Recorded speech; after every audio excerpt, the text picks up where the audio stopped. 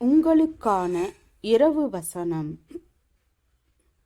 நம்முடைய கர்த்தரின் கிருபை கிறிஸ்து இயேசுவின் மேலுள்ள விசுவாசத்தோடும் அன்போடும் கூட என்னிடத்தில் பரிபூரணமாய் பெருகிற்று.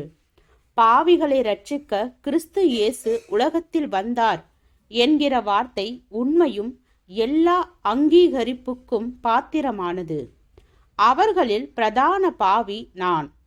அப்படி இருந்தும் நித்திய ஜீவனை அடையும்படி இனிமேல் இயேசு கிறிஸ்துவினிடத்தில் விசுவாசமாயிருப்பவர்களுக்கு திருஷ்டாந்தம் உண்டாகும் பொருட்டு பிரதான பாவியாகிய என்னிடத்தில் அவர் எல்லா நீடிய பொறுமையையும் காண்பிக்கும்படிக்கு இரக்கம் பெற்றேன்.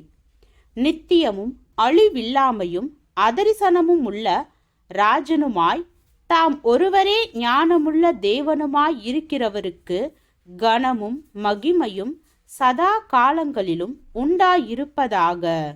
ஆமீன்.